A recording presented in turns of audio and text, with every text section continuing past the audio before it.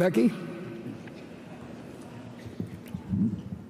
This question comes from Vlad Koptev in Ukraine.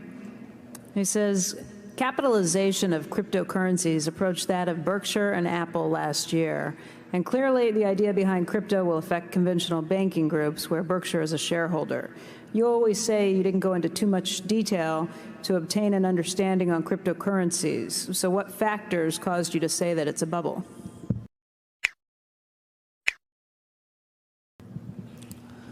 Well, generally non-productive assets remain, if you had bought gold at the time of Christ and you figure the compound rate on it, it may be a couple tenths of 1%. It essentially is not going to deliver anything other than supposed scarcity, because you can only mine so many. But so what? I mean, what does it produce itself? The check is a wonderful idea. Just imagine how the world would be without being able to write checks or have wire transfer of funds. But it doesn't make the check intrinsically itself worth a lot of money. And if you said you can't use something called check with a little piece of paper, you'd do something else to transfer money. I think that anytime you buy a non-productive asset, you are counting on somebody else later on to buy a non-productive asset because they think they can sell it to somebody for more money. And it's been tried with tulips, and it's been tried with various things over time, and it does come to a bad ending.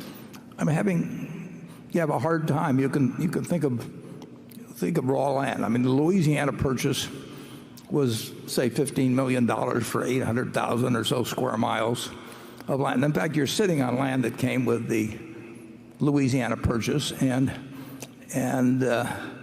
so what we paid $20 a square mile, and 640 acres in a square mile, and you're down to 3 cents or something. So that was a pretty good purchase of what was then a non-productive property. But it depends. But it's very hard. You can buy stamps. Bill Gross got collected a wonderful stamp collection, and it sold for more money in the end. But it's dependent on somebody else wanting to buy, hoping they will sell it for more money, and so on.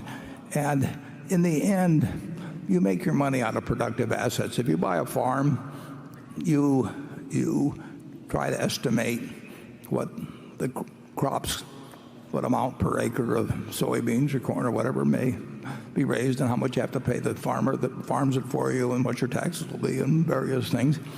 And you make a conclusion based on what the asset itself will produce over time. And that's an investment. When you buy something because you're hoping tomorrow morning you're going to wake up, and the price will be higher, the only reason, you need more people coming into it than are leaving. And you can get that, and it will feed on itself for a while, and sometimes for a long while, and sometimes to extraordinary numbers. But in the end, they come to bad endings, and cryptocurrencies will come to bad endings. And along with the fact that there's nothing being produced in the way of value from the asset, that you also have the problem that it draws in a lot of charlatans and that sort of thing who are trying to create various sorts of exchanges or whatever it may be. It's something where people who are of less than stellar character see an opportunity to clip people who are trying to get rich because their neighbor's getting rich buying this stuff that neither one of them understands. It will come to a bad ending. Charlie? Well, I like cryptocurrencies a lot less than you do. And so, to me, it's just dementia. And I think that people who are professional traders that go into trading cryptocurrencies, it's just disgusting. It's like somebody else is trading turds and you decide I can't be left out.